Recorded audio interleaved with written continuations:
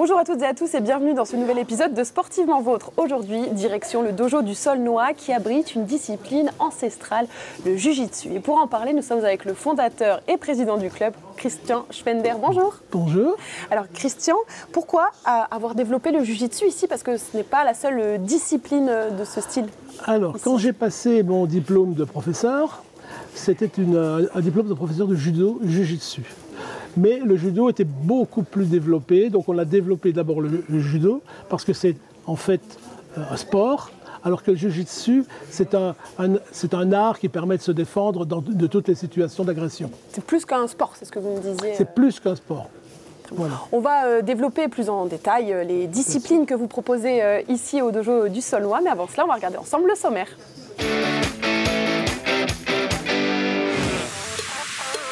Au sommaire de Sportivement Vôtre, on attache sa ceinture, ça va commencer.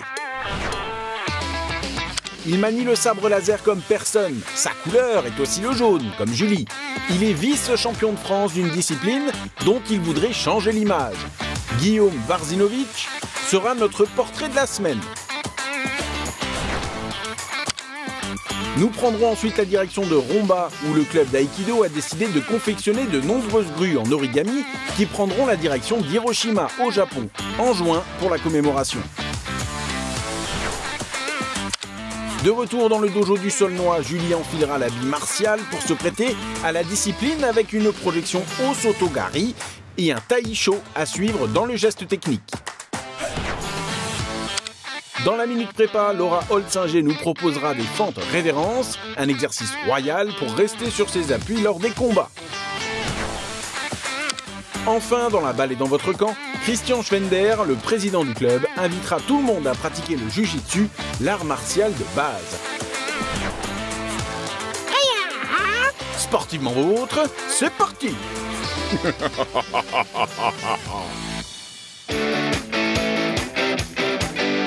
Première question, alors déjà, qu'est-ce que le Jiu-Jitsu et comment est-ce qu'on peut le distinguer des autres sports qu'on pratique dans un dojo? Alors, le Jiu-Jitsu, c'est un art de self-défense, donc qui permet donc de se défendre avec toutes les possibilités offertes. C'est-à-dire que ça peut être les pieds, les poings, les strangulations, les atémies, enfin, absolument toutes les façons de se défendre. C'est ça, donc ça regroupe des disciplines variées, notamment le Newaza. Et quelle est la spécialité la plus développée ici? Alors ici, il n'y a pas tellement de discipline dans le Jiu-Jitsu qui est de plus ou moins développée. Pourquoi?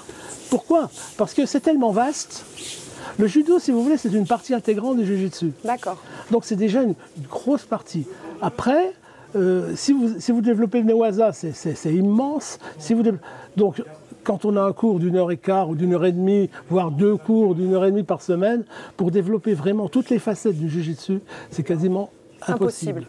Donc il faut se fixer des objectifs et essayer de les atteindre. Ici, on fait des préparations physiques, on apprend à se défendre, à affronter une situation de stress. Voilà, Et à riposter aussi en fonction de ce que l'adversaire propose en combat. Est-ce que vous avez des pistes de développement d'autres sections ou alors mettre d'autres créneaux justement pour réussir à Alors au niveau créneau, on est déjà bien chargé ici parce que vous avez remarqué qu'on a de la gym d'entretien, on a du taïso qui est aussi une discipline japonaise. Hein. Au départ, encore que on ne sait pas très bien quelles sont les origines de Jiu-Jitsu, voire même du judo. Ah, c'est vrai. Parce qu'il y a... Bon, mais on parle souvent du Japon, effectivement. C'est plus japonais.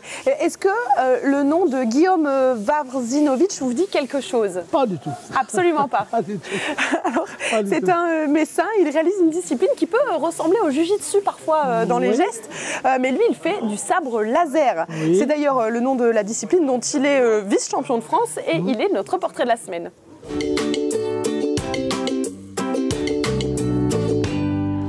Allez, en place dans l'arène pour le combat, un arbitre, 2 assesseurs. Guillaume contre Mika. Et c'est parti. Quand Guillaume entre en piste, le silence se fait. Pas de musique, pas de réplique culte, juste un sabre, une garde et une intention. Pour lui, ce n'est pas un jeu mais bel et bien un sport. on essaie de se détacher de cette image de Star Wars, parce que voilà, c'est du sport, que ce soit sur le côté sportif ou chorégraphique, c'est beaucoup de travail, beaucoup d'investissement de différentes personnes. Et se faire juste passer pour des gens qui font du Star Wars, bon, je pense qu'on mérite mieux que ça.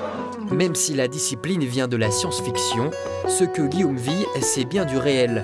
Des heures d'entraînement, des gestes répétés, de la sueur et du mental, et un titre de vice-champion de France.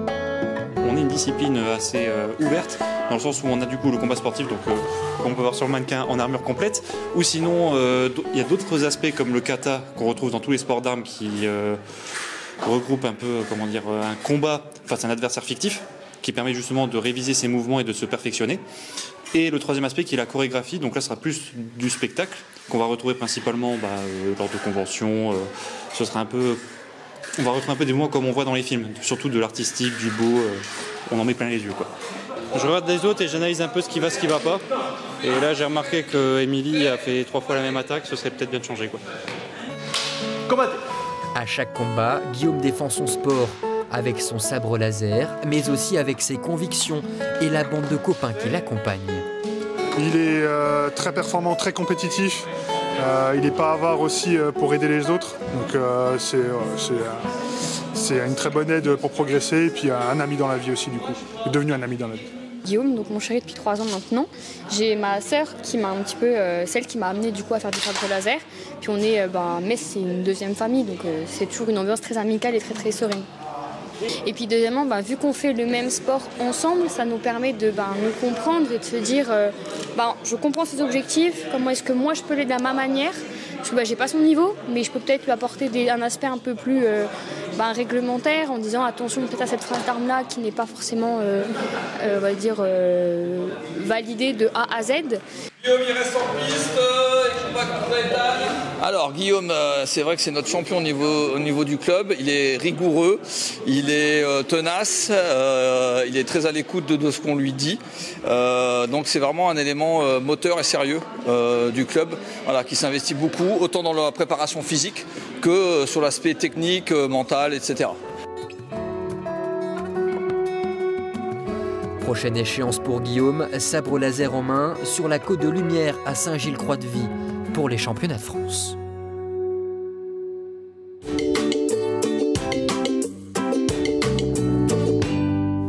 De retour avec vous, Christian. Alors, on l'a vu, le trophée est juste à l'entrée du dojo. Le club a reçu le label Argent. Oui, alors, et nous en sommes très fiers. En quoi ça consiste déjà? Alors, le label Argent, c'est une récompense de la fédération qui récompense donc les clubs suivant des critères. Et donc, on réunissait un maximum de critères. Il faut dire qu'au départ, la sélection était assez drastique. Et depuis l'année dernière, la fédération a elle-même diminué le niveau parce que ça devenait très très difficile. Je crois qu'on était 2 ou 3 à avoir le label argent en Moselle et quasiment personne le label d'or.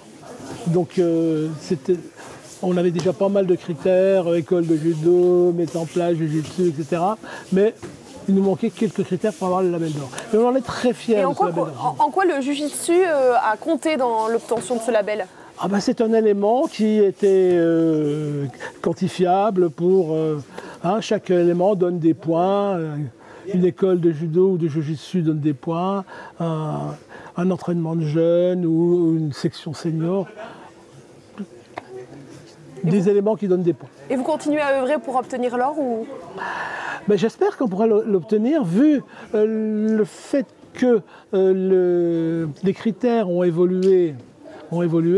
J'espère que dans les années qui viennent, on devrait avoir l'or. Et le dojo de Morange, qui est pas très loin d'ici, a récemment créé une section Jiu-Jitsu. Est-ce que ça montre un certain engouement pour la discipline? Oui, ça montre un engouement. Il y a une demande forte. On voit des tas d'autres disciplines qui se développent pour la sécurité de la femme, par exemple, alors qu'on a tout ça. On a tout ça dans le jiu-jitsu.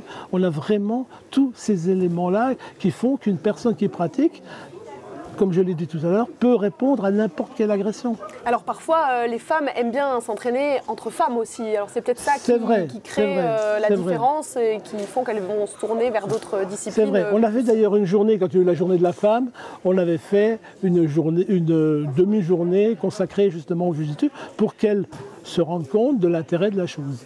Et puis qu'aussi, même si on pratique avec des hommes, il y a un certain respect, certaines valeurs dans le jiu-jitsu. C'est la base fondamentale. C'est la base fondamentale, le respect des valeurs que nous essayons d'inculquer à tous nos jeunes et moins jeunes. Ça, c'est vraiment la base. Surtout à notre époque, et je l'ai encore répété lors de l'Assemblée générale, dans une société qui, disons-le, se délite. Reconnaître qu'il y a dans certains clubs des valeurs, c'est énorme, quoi. Eh bien, une autre discipline qui s'apparente au jiu-jitsu, c'est l'aïkido. Oui, tout à fait. À Romba, le club organise l'événement Les Grues de la Paix en commémoration d'Hiroshima au Japon. Un des pères des enfants de ce club partira en juin pour les remettre officiellement ces petits oiseaux de papier à la ville nippone. C'est l'objet de notre reportage Sport pour tous. De l'art du combat à l'art du pli, ces jeunes aïkidokas changent complètement de terrain. Je suis en train de faire une grue en origami en papier. Moi, j'adore créer. Aucun origami ne sera parfait, hein. Il y aura toujours des petits défauts. La grue prend forme en moins de 5 minutes à partir de simples morceaux de papier, un geste symbolique pour les 80 ans du bombardement d'Hiroshima. Le club d'aïkido de Romba-Clouange a tenu à rendre hommage à Sadako Sasaki, jeune victime de la catastrophe, devenue un symbole de paix. Donc on plie la diagonale. À côté de moi, il y a 1000 grues qui sont faites pour la paix dans le monde, à partir d'une histoire qui vient du Japon, qui dit que qui plie 1000 grues voit un vœu exaucé. L'origami et l'aïkido, en apparence aux antipodes, trouvent ici un étonnant point d'équilibre. Ça détend, surtout quand on est en période de stress ou en colère. L'aïkido, c'est plutôt un sport zen où tu restes calme et c'est pareil pour l'origami. Désormais, les feuilles de papier laissent place au tatami. On va aller au dojo tous ensemble.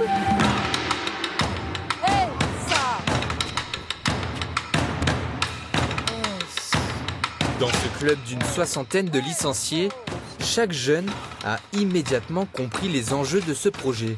Des fois, on est étonné par l'attitude des enfants. Lorsqu'on leur parle d'harmonie, de paix, ils sont comme nous.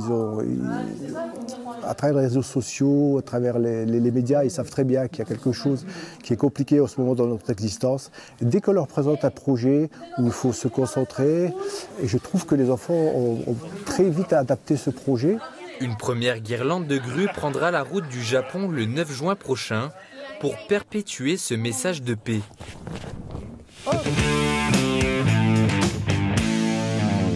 Christian, est-ce que vous organisez des événements de ce type ?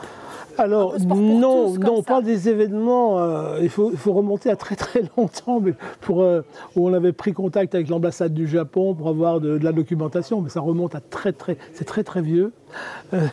Voilà. Mais on organise des événements locaux, oui. Des compétitions locales, des challenges. On aura bientôt notre challenge. Nous avons plus de 400 judokas qui vont, mais ça sera en judo. C'est pas en jiu-jitsu. On n'a pas le développement encore de l'activité jiu-jitsu en Moselle. Suffisant. Pourquoi ? Alors pourquoi je ne... Vous ne savez pas. Il faudrait quasiment le demander à la fédération. Et je le déplore. Je l'ai déploré récemment devant les membres du comité de Moselle, où on ne développe pas assez le jiu-jitsu. Alors qu'il y a une demande forte, et ça devrait être développé de façon plus pérenne, voilà. Parce que justement, c'est ce genre d'événement qui permet aussi... La connaissance.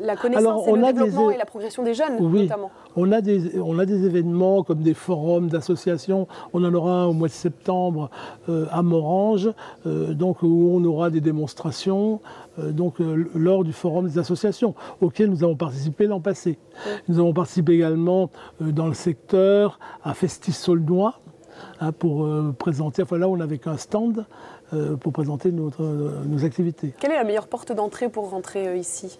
La meilleure porte d'entrée, il suffit de pousser la porte. Comment vous réussissez à vous faire connaître? Alors, nous avons un livret qui est diffusé à 9000 exemplaires et que nous portons dans les familles, dans les foyers. Voilà. Où le Jiu-Jitsu y est... Le Jiu-Jitsu a ses champions, a ses photos, et les autres disciplines sont elles aussi mis en exergue également. Justement, les champions, parlons-en. Vous avez Jérôme Elliette qui a rejoint récemment le club. Il est champion d'Europe et du monde, Master 3. Oui. Aimé Recht s'est qualifié pour les championnats de France il y a peu. Oui. Qu'est-ce que ces performances disent du niveau de formation du dojo du Saulnois? Alors bon, pour Jérôme, il a fait un break puisqu'il est militaire. Il est parti à l'étranger de par sa profession. Donc, il s'entraîne beaucoup à l'INSEP, par exemple. Il revient ici. Bon, c'est très difficile d'atteindre le très haut niveau en Jiu-Jitsu, parce que je vous l'ai dit tout à l'heure, il n'y a pas assez en fait de compétition. Il n'y a pas assez de compétition. Donc ça vient d'un problème de développement local. Oui, ça demande.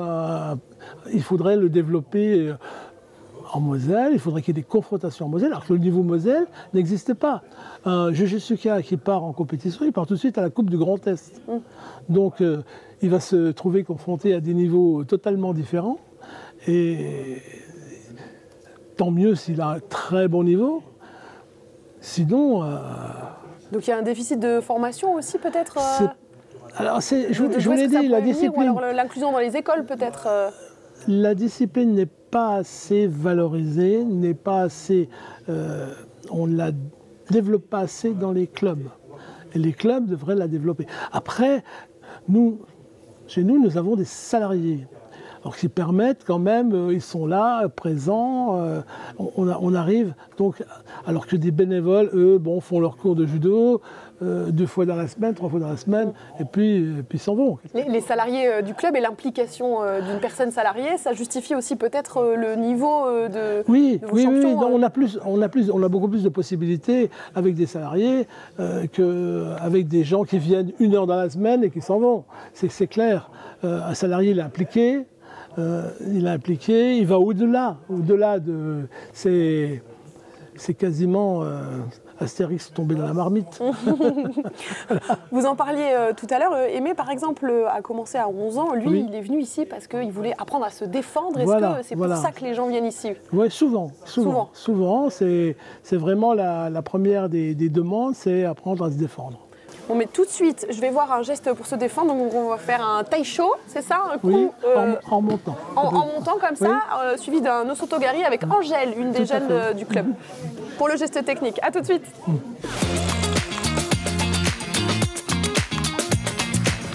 Pour le geste technique, je suis avec toi, Angèle. Alors, c'est toi qui vas me montrer un taisho, un coup au menton comme ça, et après une prise, un osotogari pour pouvoir maîtriser l'adversaire après aussi une fois au sol. Donc, je te laisse me montrer à quelle sauce je vais te manger. Alors, tout d'abord, tu vas me donner un coup comme ça. Ensuite, moi, je vais décaler ton bras et te donner un coup au menton. Ensuite, je vais récupérer ton revers, te balayer par derrière, comme ça. Ok. Et ensuite, pour te contrôler, un atténu. Ah oui, d'accord, carrément. Donc là, on finit sur un coup de poing, histoire que soit sûr que bouge plus l'adversaire, quoi. Effectivement, ok, très bien. Donc là, je te donne un coup comme ça. Oui. Comme ça. Comme ça. Moi, ensuite, je vais faire ça. Ok. Je récupère ta manche. Ok.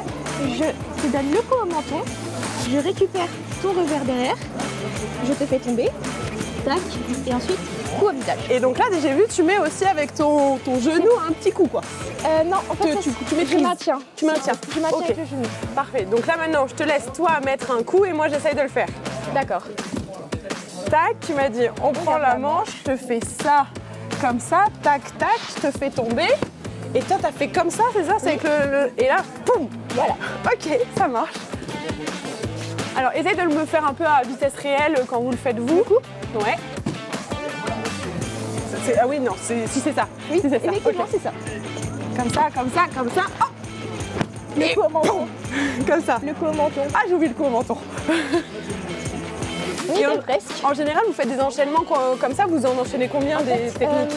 Généralement, vu qu'on les apprend au fur et à mesure, je vous donne un coup, enfin vous me donnez un coup et tout. et j'enchaîne direct. Je vais pas vraiment réfléchir. C'est vraiment ce qui va venir sur le moment. Donc là, comment je serai placée. Donc si vous me donnez un coup, je peux très bien finir comme ça. Et par derrière, enchaîner quelque chose et tout. Ça dépend ce qui vient sur le moment. Mais là, on essaye. En fait, pendant vos entraînements, vous essayez d'apprendre geste par geste les manières de se défendre le plus simplement. Et ensuite, ça devient un réflexe qu'on remet dès qu'on en a l'occasion. Ok, donc je te relaisse me mettre un coup et j'essaye de renchaîner rapidement. Tac, tac, tac, menton. Ah, j'ai oublié le menton. Je sais pas pourquoi, j'ai envie de tout de suite enchaîner directement. Oui, sauf que si tu ne me donnes pas un coup dans le menton, je suis pas en déséquilibre et je ne pourrais pas tomber en vrai combat. D'où le coup au menton qui est très important.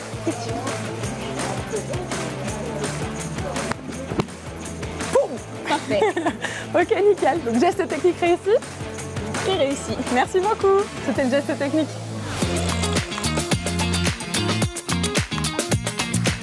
Bon, on l'a vu, le jiu-jitsu est quand même un sport qui demande beaucoup de technique. Qu'est-ce qui est le plus difficile quand on débute? Tout. Je pourrais vous dire que oui, c'est une éducation du corps complète. Donc on apprend quasiment tous les gestes un par un. Qui doivent devenir des réflexes finalement. Voilà, par exemple, je vois à ma gauche, là, je vois une attaque. Effectivement, le réflexe, c'est de se déplacer. On ne peut pas rester dans l'axe de la frappe, sinon on est vulnérable. Le kata est présenté comme un des piliers techniques de la discipline, essentiel pour avoir la ceinture noire notamment. Comment est-ce qu'il est enseigné au sein du club et à partir de quel niveau déjà? Alors, à partir du niveau de la ceinture bleue, on en parle un peu. On ne va pas spécifiquement le travailler. Après, on le travaille quand ils arrivent bleu-marron. Là, on le travaille spécifiquement. C'est quoi le kata? Alors, le kata, on retrouve dans le kata les bases fondamentales du judo ou du jiu-jitsu. C'est quoi? C'est des prises? Voilà. Le kata de judo, c'est un kata des projections. Et le kata jiu-jitsu, il y a beaucoup plus. Il y a des frappes, il y a des projections. Et ben nous, pour progresser et pour pouvoir faire après des projections et être tranquille comme ça, on suit les conseils de nos coachs sportifs. On se retrouve tout de suite pour la minute prépa.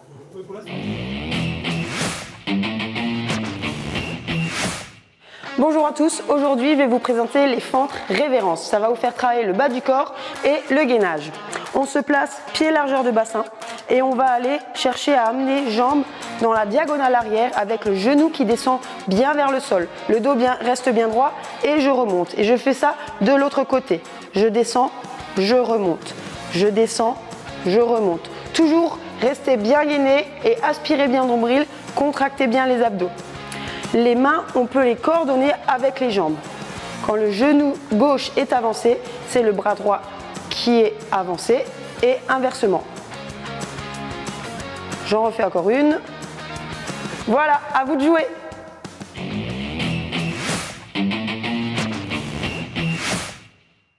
Avec l'émergence du jiu-jitsu brésilien et la montée en popularité des sports de combat, est-ce que le jiu-jitsu traditionnel doit s'adapter ou est-ce qu'il doit rester fidèle à ses racines? Moi, je crois qu'il doit rester fidèle à ses racines. On est en train de prendre une petite partie de ceci, une petite partie de cela, et on en fait... je pense véritablement qu'il faut rester fidèle aux racines. Le jiu-jitsu, c'est un ensemble. C'est un ensemble. On ne doit pas... Alors, pourquoi pas que des clés, par exemple. Hein. Bon, là, le Newaza, c'est au sol. Le brésilien, c'est un jiu-jitsu au sol. Le fighting, donc le combat, c'est une partie aussi. Mais ça ne doit pas devenir, à mon avis, l'essentiel. Un sport à part entière, il faut que ça reste dans la globalité, parce que c'est ça aussi, c'est la pluralité de la discipline qui fait aussi la beauté de votre sport. Tout à fait. C'est ça. Bon, ben, on arrive dans la dernière partie de l'émission. La balle est dans votre camp. C'est à vous d'effectuer votre tsuki, autrement dit votre coup de poing, direct. Vous avez 1 minute pour faire passer votre message en regardant la caméra. Juste ici, c'est à vous. Alors, je conseillerais, moi, à tous les clubs de judo de développer en leur sein une section de jiu-jitsu. Parce que, pour moi, c'est l'avenir. C'est l'avenir de tous les clubs. Ça répond à une véritable demande. Et il faut vraiment que les clubs de judo créent cette section. D'accord, très bien, parce que c'est aussi le passé, parce que c'est ancestral, on l'a dit, hein, ça fait partie de la base des arts martiaux. Oui. Et pour vous, c'est aussi le futur. Pour moi, c'est le futur. Et bien le message est passé. Parce que j'aurais pu parler des valeurs justement dans le jiu-jitsu qui sont véhiculées. Et pour moi, il faut garder ça. Il faut vraiment garder ces valeurs. On n'a plus de valeurs dans notre monde actuel. La famille n'existe plus, l'éducation. Donc, gardons ces valeurs. Ces valeurs sportives qui sont... sportives, culturelles également. Il faut garder tout ça. Eh ben, le message est passé. Merci beaucoup Christian Schwender d'avoir été l'invité de cette émission. Bon, merci à vous de m'avoir invité et d'avoir invité le dojo surtout. Oui, et puis on est là. Voilà. Merci à vous d'avoir suivi cette émission. Elle est désormais terminée. Je vous dis à la semaine prochaine, même heure, autre club dans Sportivement Vôtre.